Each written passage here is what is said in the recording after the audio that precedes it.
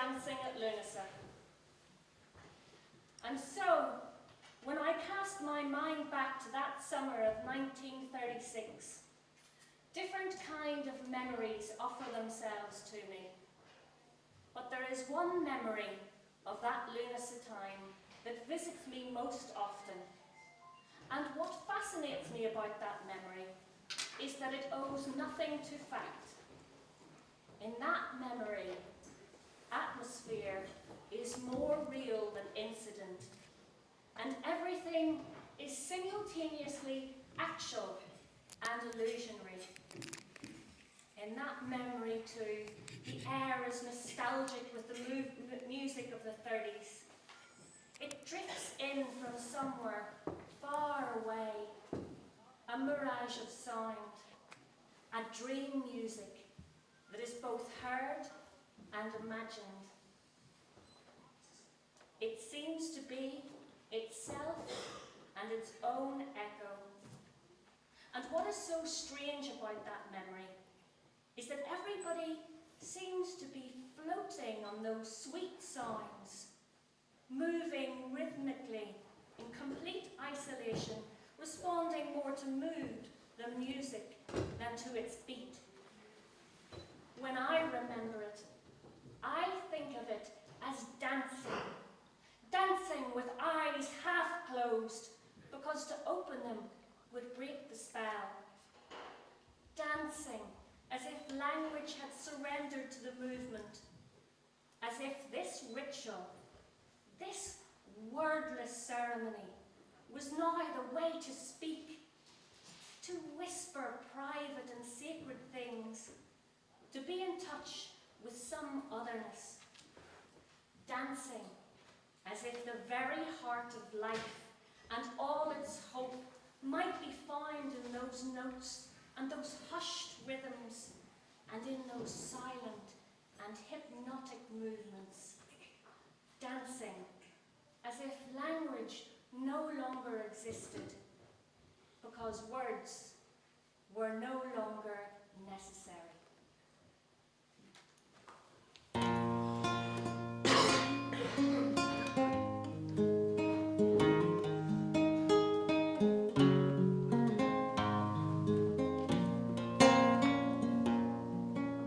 I am older than the mountains and the valleys. I am older than the rivers and the streams. I am older than the language and the music. Older than the pictures in your dreams. I was here before the stranger came a-courting, courting with his short bronze sword.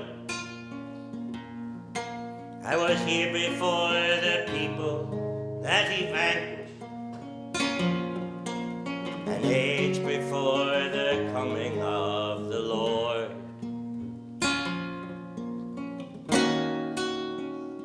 Oh, the awesome beauty, when the ice came ravishing the stone. I laughed in wonder, and I wept, and I wept, and I wept alone.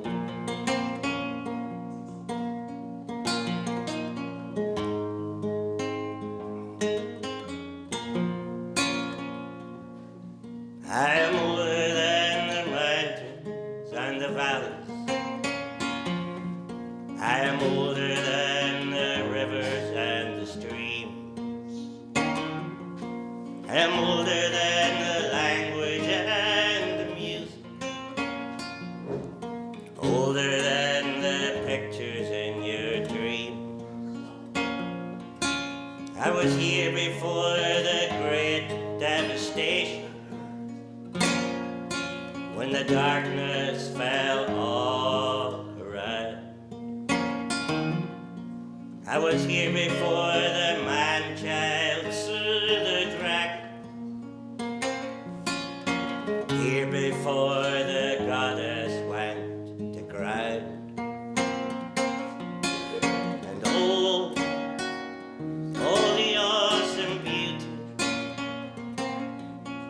when the ice came ravishing the stone.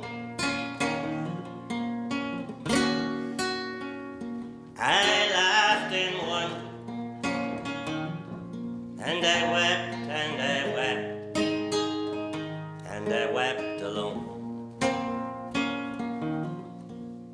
I'm older than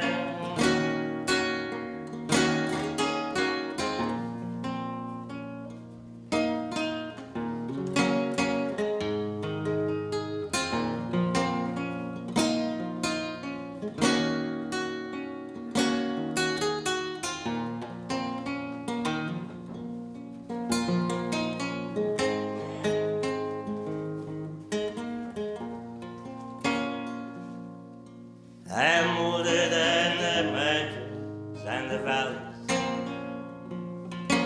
I'm older than the rivers and the streams.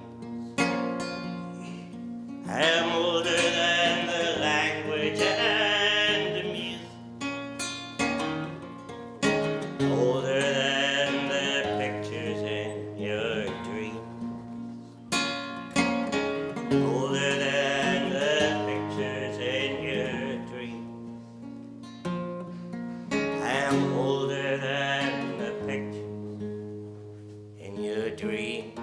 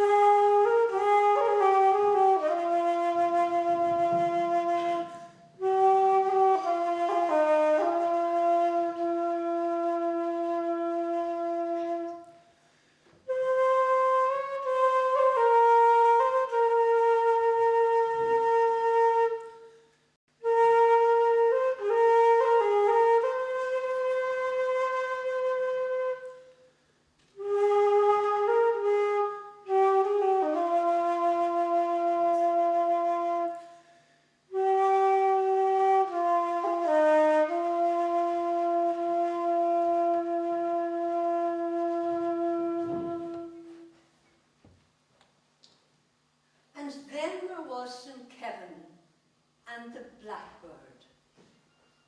The saint is kneeling, arms stretched out inside his cell. But the cell is narrow, so one upturned hand is out the window, stiff as a crossbeam. When a blackbird lands and lays in it and settles down to nest, Kevin feels warm eggs, the small breasts, the tucked neat head and claws, and finding himself linked into the network of eternal life, is moved to pity. Now he must hold his hand like a branch in the sun and rain for weeks, until the young are hatched and fledged and flown. And since all of this is imagined anyhow, imagine being Kevin. Which is he? Self-forgetful? Or in agony all the time, from his neck right down to his hurting forearm? Are his fingers sleeping? Can he still feel his knees? Or has the shut-eyed birth of underwork crept up through him? Is there distance in his head? Alone and mirror clear in love's deep river,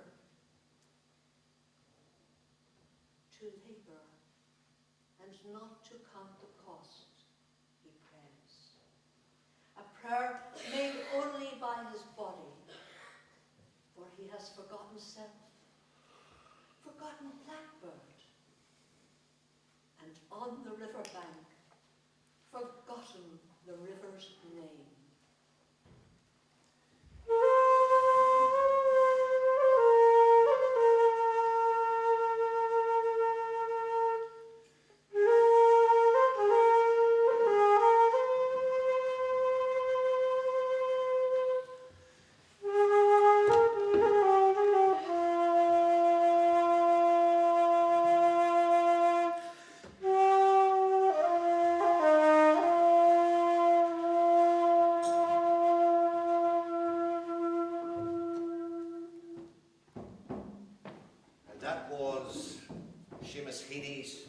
St Caillin and the Blackbird.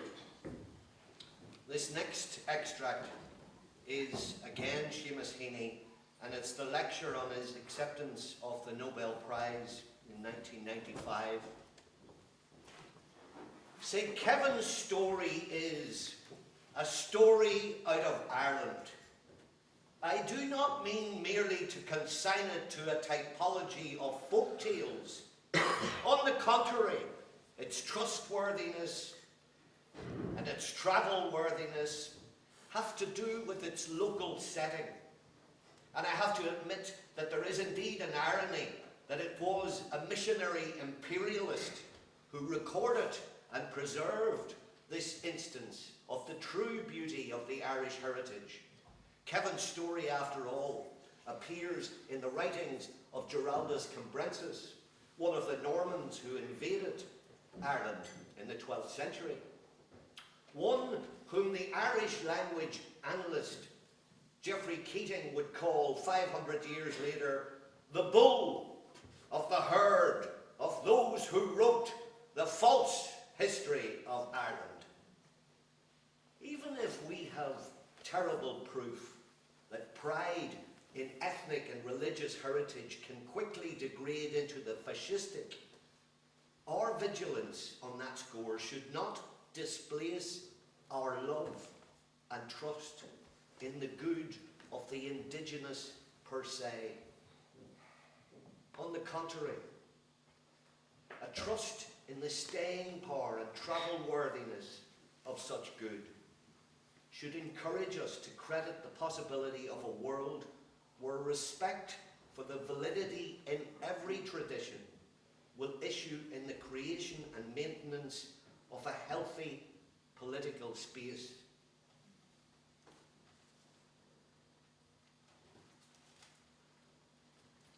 The following extract is from Brian Friedel's play, The Enemy Within. Columbkill's brother came to ask his brother, St Columkill, to join him in the battle to win back his grandson. Up to this point, it has always been Columkill asking Owen to fight with him. Look at me, brother. Look at me. I am an old man. My arms are scarred by the wounds of battle. Look at them. And here is a heart that leaps when you call and pounds against my ribs to join you and lead you and fight with you. But I have a soul, too, that whispers to me, I am small and puny, it says, because you have neglected me. And in a short time I will be standing before the king, it says. And I am pale and untried. I am not reddened by blood, it says. Give me at least your failing years to battle with the flesh. Colum, there are men there waiting for you, men who are straining for bloodshed. If you come with us, you can prevent that bloodshed, but if you don't come, no man can stop them, no man. And there will be killing and torture and death. And men who have not confessed their sins for 12 months will die in their guilt and be damned forever. For God's sake, leave me. Are you afraid? I am afraid to meet my God. Colum, I can't go, Owen. I can't go. I have fought with you in every battle you have ever fought. Please. At Culdrivna, at Coleraine, at Culfata last month. I never asked the why or the wherefore, but when the call came from my brother Colum, I answered like a man and ran my risk with the rest. I'll go to Congal. Yes, I'll speak to Congal today. You deny us, Colum? and your father's great-grandchild, If Congal can do anything. and Garton, your birthplace, and Kilmacrennan, and Churchill, all Tyrconnell, you deny it all. I can't. You deny them. You spit on them. I have a soul. Then we deny you, monk, and we curse you, and Kilmacrennan curses you, and Garton, the bread you curses you, and Inishowen curses you, and the whole of Tyrconnell and Tyrone curse you for a traitor and a coward. And your father, Feedlemy, and your mother Ethna, from their grave they curse you, monk, for denying their own. May all your faculties fail you, and may you end your days without food or friend on a barren rock without shade or shelter. And when you die, may no grave cradle your ungrateful remains. May the hawks eat your flesh, and may the dogs gnaw your white bones. And may your work wither and die with you. And may my grandchildren and my great-grandchildren curse you every day they draw breath. Coward, traitor, traitor, traitor, traitor! Get out of my monastery. Get out of my island. Get out of my life. Go back to those damned mountains and seductive hills that have robbed me of my Christ. You soaked my sweat. You sucked my blood. You stole my manhood, my best years. What more do you demand of me, damned Ireland? My soul, my immortal soul, damned, damned, damned, Ireland. Soft, green, Ireland. Beautiful, green, Ireland. My lovely green Ireland. Oh, my Ireland.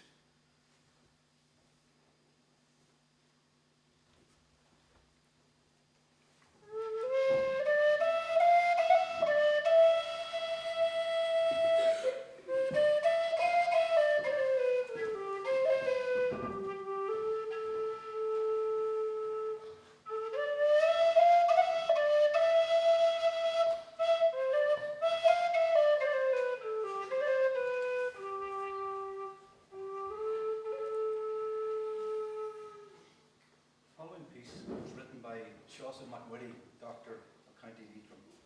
The explanatory is really an approximate translation of what he has said. It's written by Taig MacGarrage og I Roddy, Fenagh. I came into this world at a bad time, the beginning of the 17th century, and died at the beginning of the 18th. I saw periods of plantation, mass destruction and annihilation, when a third of the population were put to death in a period of 11 years, 1641 to 1652. And I saw growth and development under the penal laws. They grew progressively worse and never eased. I lost both house and land because of them. I witnessed the mind of the Gael becoming more disparaging towards poetic exploits, and opposition and disrespect taking its place. I opposed that frame of mind, spending money and time preserving manuscripts and poetic endeavour. English was just one of the other European languages, since I speak many of them, and I could measure it. So, people fail to grasp half the linguistic story, a history of a rich, long literature which was ours, a jewel of a language which has been neglected by the nobility, the destruction of them and their followers. I composed poetry which lifted the spirit of the people, the educated class. Lee and Jerry, the poem of which I'm most proud. Glossaries I provided at the side for my poems. We did our best in the poetic school, but when our advance became stultified for us, preserving and continuing for the following generations and those who survive after us, you own all that we preserved. Your duty is to measure, to understand, protect, disseminate and add to it. May you be successful in this endeavour. Do not fear. May your Caillin, 500 years afterwards, after its composition, long may it survive. Rugu and Rochame, Tusen Chapter Histier, agus for my boasig Tusen Octo Histier. Chonig me tref si plandele, kinne yihu, in their scuba shrien de deen rohan boish, go fulcha, en nachar een blian gel. Er mile shakehead, dahe de heen, agus mile niked, mile shakehead, keges a dog. Chonig me fas agus forward feed liche na ger lanuna. In jere chuished, a goni, agus muelu da led rio, near Hannig Arhu. Chail me hen chach, agus talu da mar. Chonig me lagvas agus drogvas, ag teacht in inchin gael, ali na hegshe, agus an taniolas, ag leachnu an anhaitsin. Chur me goleider, a gunye an aniola shin. Agus chail me am agus arigid, le cíbnú livescríbení, agus le léan na hegshe. Ní rosa merle darlom ach teanga or a chile. Kionas go ró leheid go mhéin, agus gleslan a mas da réir.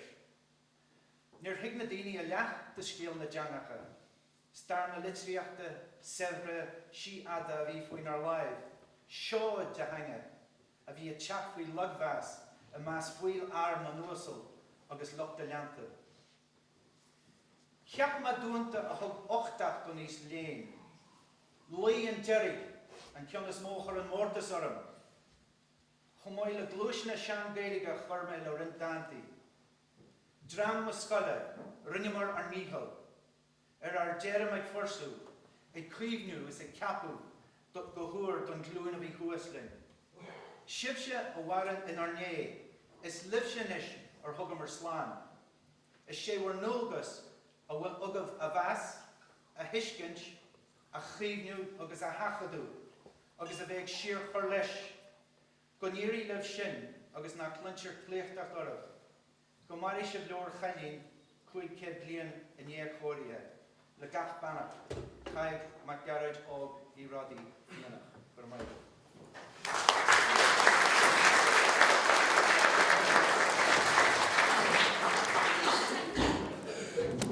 Mila mai agad Marcus agus Seosu.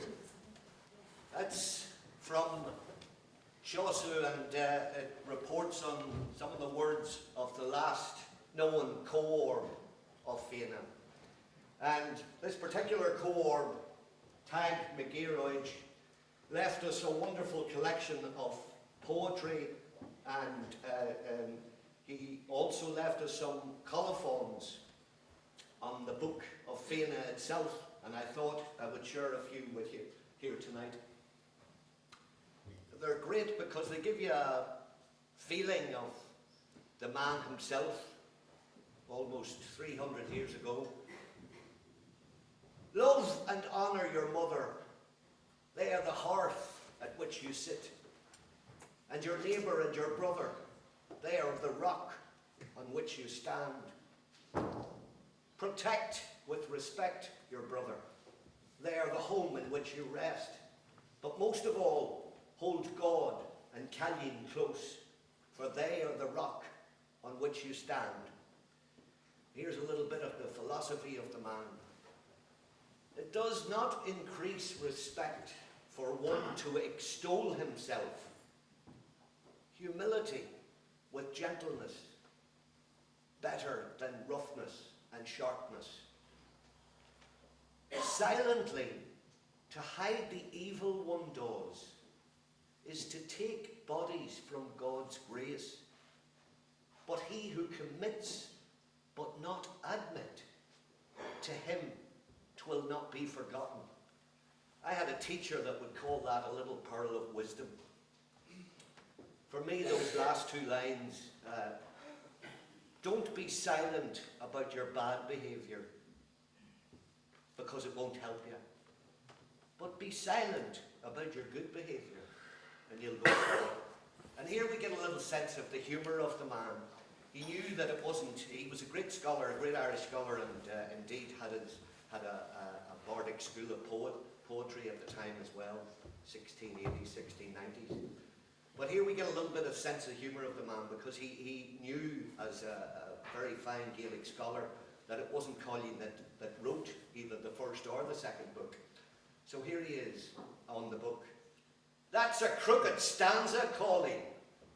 Is it not a great shame that Calling should be guilty of a crooked stanza? By my gossip's hand, I don't like it. But however, there's no help for it. I am Tag O'Roddy, son of Garrett Jr., son of Tag, son of Garrett Jr., son of Tag, son of Tag, son of William.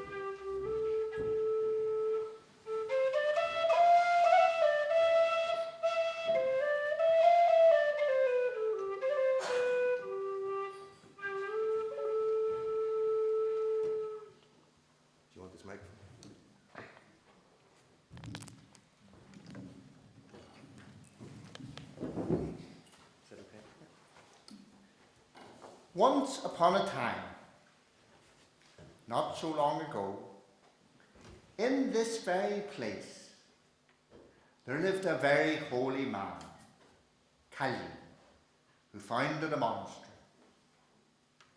Caillin was so beloved that when he died, his family determined that each generation forevermore would elect from among them a cohort to maintain his monastery and to foster in their soul the spirit of this holy saint. After some years passed, as their monastery came under attack from outside forces, and fearing the loss of their history of their traditions, they decided to commit to words in a book the life, the miracles, and wisdom of their saint, and the story of his abbey. This holy book begins with a quote from the final chapters of the last book of the Bible, St. John's mystical book of Revelation. He who thirsteth for the truth, to him will I give from the well of the water of life freely. And I will be his God, and he shall be a son to me. This book tells the story of the integration of Christ's message with an ancient Irish rural civilization with a tradition of worship dating back over 6,000 years. It tells the myths of this place and personifies the evangelization through the personhood of St Caillin. The saint lived for 500 years, from 144 to 644 AD. His paternal ancestry dates back to Con Mac, son of the famous Fergus MacRoy, the exiled king of Ulster, and the great mother Queen Maeve. His mother's family included Ireland's most prestigious druids. Fintan MacBuckna, for Buckna was his mother's name, nursed and fostered Caillin till his 100th year. Fintan was Arch-Senior of Ireland. Fintan was a survivor of the Great Flood. Fintan had come to Ireland with Caesir. Caesir was Noah's granddaughter, who was expelled from the ark, and after expulsion sailed to Ireland with 50 maidens and brought with her 3 men to service them. Ladra, the boatman, was the first man in Ireland to die, and he died from female persecution. Fintan, fearing the sudden increase in his responsibilities, flees. His flight protects him and saves him from the flood. Over the succeeding millennia, Fintan's soul transmigrates from human to animal forms. As an eagle and a hawk, he sees everything that goes on in Ireland, and as a salmon, he integrates his visions, acquiring great wisdom and understanding. He passes on this education to Caillin, and he endows Caillin with 300 ounces of red gold, and instructs him to go to Rome to acquire universal knowledge, so that afterwards he might be to the men of Ireland a precious gem and the key for the unlocking of ignorance and want of knowledge. Caillin spends 200 years in Rome, from 234 to 444. And he witnesses the persecution of the Christians and the transformation from persecution to becoming the elected religion of the empire. Constantine raises the religion in the hopes that it might unify and expand the boundaries of the empire. Meanwhile, back in Galway, Caillin's kinfolk, the Clonmacnois, have fallen upon hard times. They begin to slaughter each other in disputes over land. An angel recalls Caillin to Ireland to bring an end to this fratricide. Caillin returns, bringing with him the feeding cloth of the baby Jesus, the relics of 11 apostles, the first evangelists, and the relics of St. Martin, St. Stephen, and St. Lawrence, 3 saints honoured, respected, revered, and inspirational of service to the poor and infirm. Caillin negotiates a peace agreement between his brothers and journeys to seek greener pastures. The angel leads him to Fenagh, a fertile place, protected from floods. Caillin converts the local prince, but is unable to convert the king. The king's druids try to expel him, but he petrifies them. When the old king dies, the young prince, now king, bestows land on Caillin and his people in exchange for enlightenment, transformation from ugly to beautiful, from A du black hue to A fin fair hue.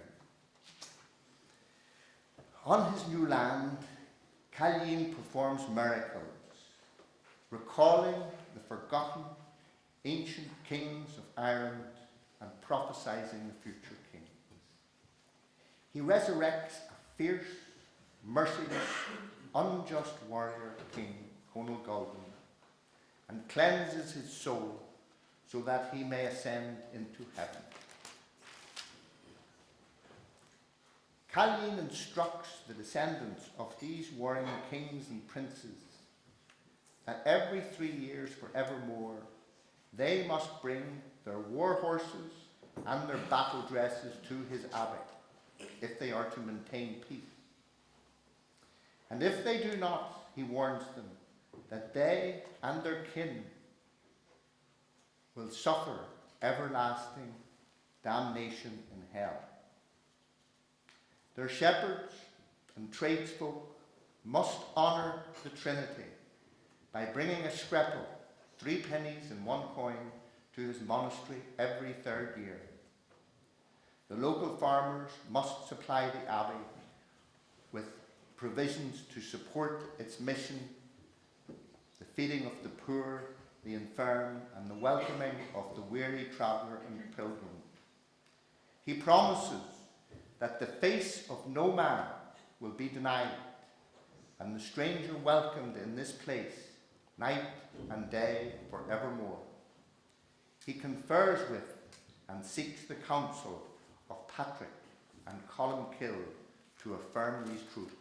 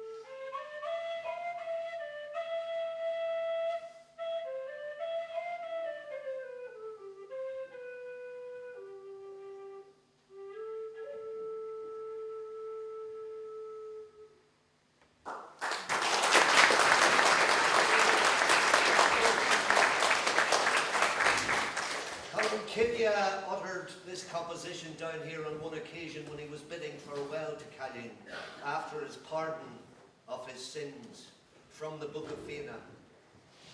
I bid farewell to Dunbalia, a noble angelic place, where I found respect for a man, with the arch senior of Ireland.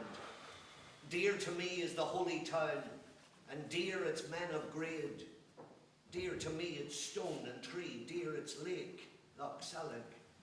Dear to me its bright fair green, dear to me the angel's flag. Dear to me each spot therein, dear its plain and dear its land, than any place I've ever seen north or east, south or west. More choice to me is Dunbalia, the Clonmacnoi's burial place. The tanner, artisan and smith, carpenter and minstrel happy, my blessing on the jovial five, if they, your people, will obey. My blessing on thy men of song, who from mild Shanahan may descend. Let them give thy discreet abbot a scrapple of gold each third year. I am Colum, descendant of Niall. I leave to the same Dunbalia, that till the end of the oppressive world, 'twill not be without celebration. Fenagh, home of devotion, an abode 'tis for archangels. O Christ, whom I do adore, may it not be without celebration.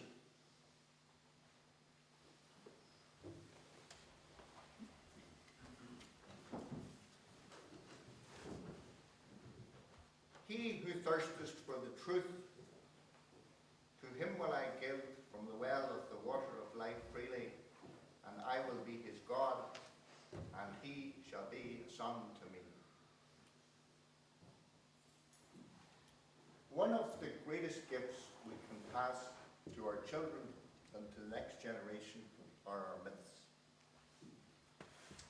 Our myths are what fuel our imagination to connect with the divine. This is the gift of the Book of Fenagh. This is why it was written, and this is why it was maintained so carefully for so many years by the Roddy family.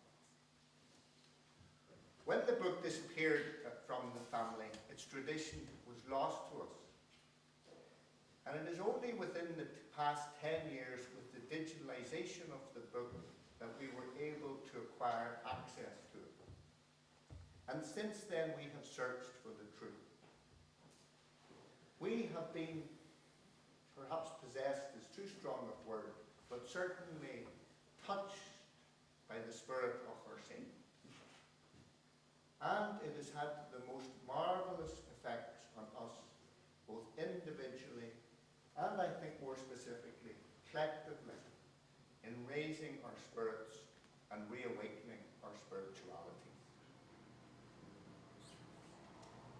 I would like to thank the people of Fenagh for having us here tonight to enjoy this celebration together. Carl Jung, a psychologist, left us with the words that our responsibility is to dream our myths onward. And I think the committee and the people of Fenagh have done this exceptionally well and very gratifyingly, certainly to our family. I would also like to thank Marcus and Mary for joining us.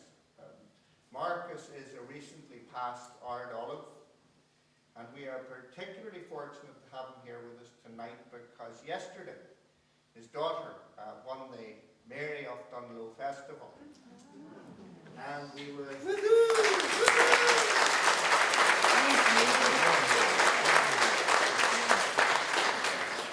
And we got word of it while travelling away from home to join us here in Fenagh, and was rendered in two parts, one wanting to go back and celebrate with his family, but fortunately he chose to stay on and join us. So Marcus, we're here.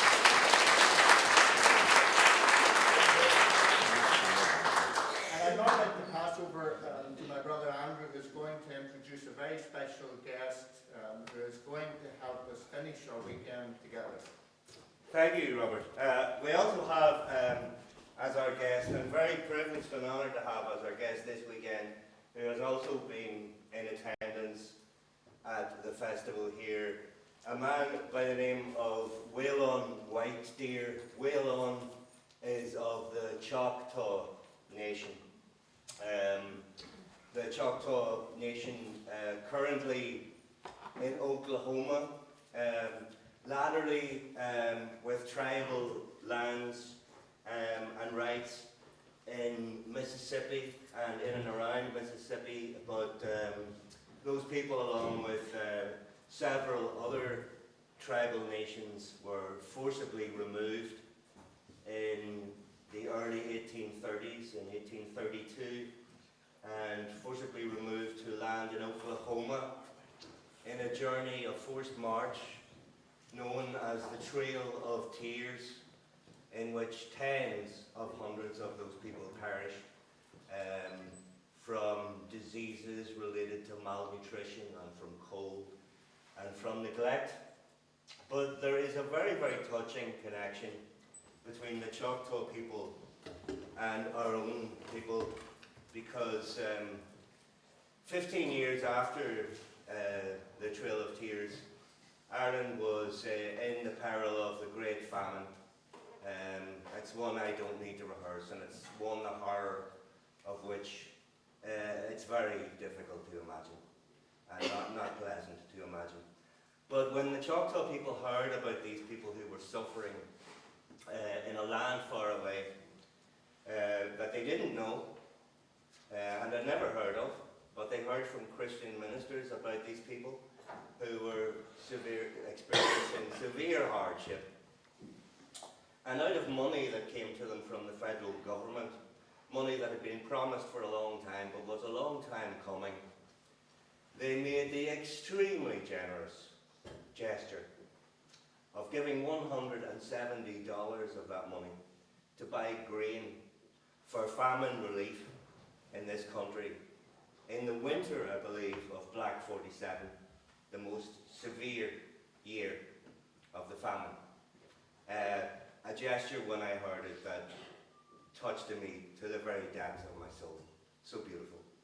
But on a lighter note, that's not really why Waylon's here. Waylon is here to celebrate with us, and I would like to thank you all for your kind attention this evening.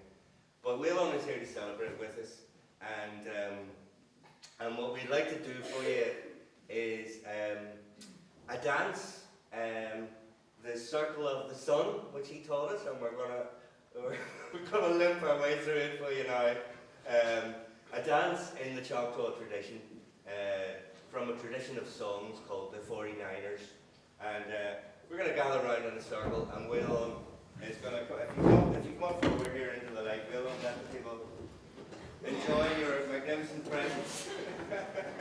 Thank you very much.